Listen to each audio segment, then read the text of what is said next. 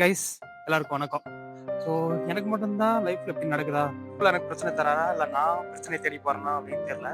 So நான் ஏன் புலம்புறேன் அப்படிங்கிறது இதுக்கு முன்னாடி ஒரு வீடியோ போட்டிருக்கேன். அந்த வீடியோ பார்த்துட்டே இருங்க. அதுக்கு முன்னாடி நான் போய் பாஸ்போர்ட்டை கலெக்ட் பண்ணிட்டு வந்துடுறேன். Hello guys, welcome to mister wake vlogs.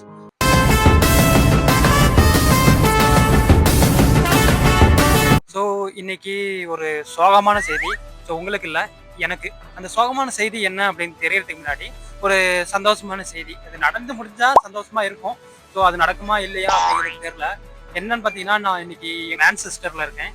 So எதுக்காக வந்திருக்கேன் அப்படின்னா, 2 வருஷமா இதே நாட்டில் சுற்றிட்டு இருக்கோம். பல பேர் நாட்டுக்கு வந்துட்டு அப்படியே அடுத்தடுத்த கண்ட்ரிக்கு போகணும் அப்படின்னு சொல்லி நிறைய பேர் நல்ல கனவோட வந்திருக்கோம். பட் ஆனால் அதை நோக்கி ஓடுறோமா அப்படிங்கிறதே தெரியல.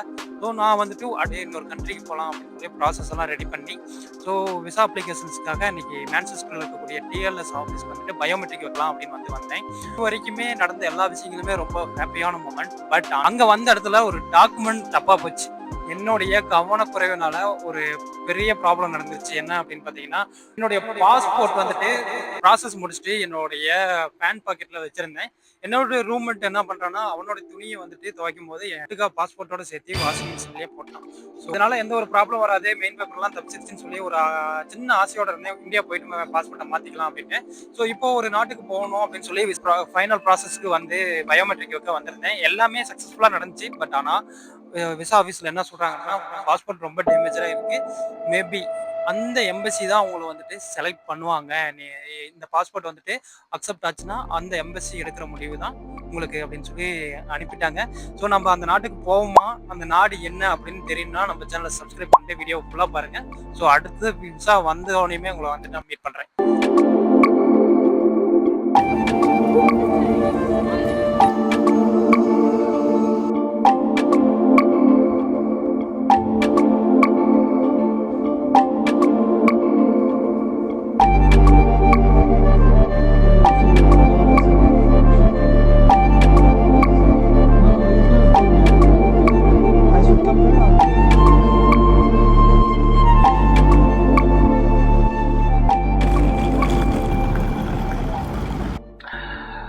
ஸோ நான் விசா வந்திருக்கோம் அப்படின்னு ஆசையா மெயில போய் ஓப்பன் பண்ணி பார்த்தா, so we regret to informations அப்படின்னு சொல்லி போட்டிருந்தாங்க. ஏன் அப்படின்னு பார்த்தீங்கன்னா, என்னுடைய பாஸ்போர்ட் டேமேஜா இருக்கு. ஸோ எங்களால் அக்செப்ட் பண்ண முடியாது. ஃபர்ஸ்ட் உங்க பாஸ்போர்ட்டை ரினியூவல் பண்ணிட்டு வாங்க, அதுக்கப்புறம் போகலாம் அப்படின்னு சொல்லியிருந்தாங்க.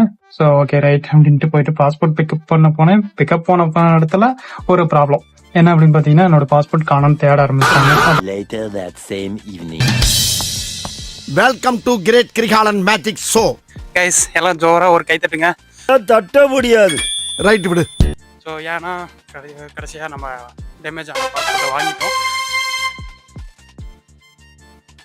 ஸோ டேமேஜ் ஆன பாஸ்போர்ட் வாங்க போன இடத்துல இன்னொரு ப்ராப்ளம் என்ன அப்படின்னு பார்த்தீங்கன்னா, வந்த எல்லாத்துக்குமே பாஸ்போர்ட் கொடுத்துட்டானுங்க. எனக்கு மட்டும் தேடி 10 பேர் போயிட்டானுங்க. அதுக்கப்புறம் என்ன ஆச்சுன்னு கேட்டு டேமேஜ் பாஸ்போர்ட்டா அப்படின்னு சொன்னதுக்கப்புறம் டேமேஜ் பாஸ்போர்ட்லாம் அங்கே இருக்கும், வித் ரீஃபண்டோட தருவாங்க அப்படின்னு சொல்லி கொடுத்தாங்க.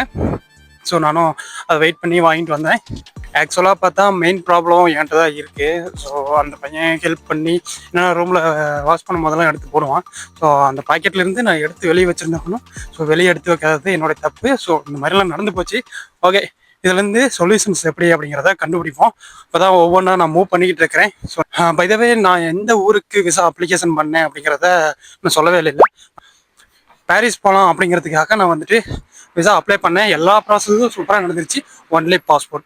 எல்லாருமே என் ஃப்ரெண்ட்ஸும் சேர்ந்து சுற்றலாம் 3 பேர் அப்ளை பண்ணோம். 2 பேர் தான் கிடச்சிச்சு. எனக்கு வந்துட்டு ரிஜெக்ட் ஆயிடுச்சு. நம்ம அடுத்தது இந்தியா போகிறதுக்கான வழியை பார்க்கலாம் அப்படின்னு சொல்லி நான் இப்படி மூவ் ஆகிட்டு இருக்கிறேன். நம்ம இந்தியா போகிறதுக்கு வழி பார்க்கலாம் அப்படின்னு சொல்லி இங்கே இருக்கிற இந்தியன் விசா ஆஃபீஸுக்கு போயிட்டு நான் எல்லாம் கேட்டேன். ஸோ அவங்க என்ன சொன்னாங்க அப்படின்னா, ஸோ இந்த மாதிரி ஒரு செக்லிஸ்ட்டை கொடுத்தாங்க.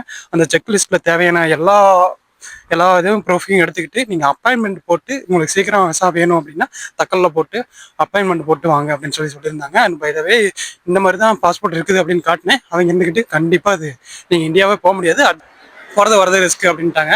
ஸோ பாஸ்போர்ட்டை ரினியூ பண்ணுறதுக்கான வழி அப்படியே ஒவ்வொன்றா பார்ப்போம். என்னுடைய பாஸ்போர்ட்டை ரினியூ பண்ணுங்கிறத அப்டேட் டேட்டை நான் கொடுக்குறேன். ஸோ பார்க்கலாம். நம்ம லைஃப்பில் நல்லது நடந்தால் என்ன, கெட்டது நடந்தால் என்ன, வேலைக்கு சாப்பாடை மட்டும் சாப்பிட்றணும். ரொம்பவே பசிக்குது, வாங்க போய் சாப்பிட்றலாம். ஸோ பக்கத்தில் கேஎஃப்சி பார்த்தோன்னே ரொம்ப டம்ப் ஆகிட்டேன். போயிட்டு ஒரு 2 சிக்கன் ஆர்டர் போட்டு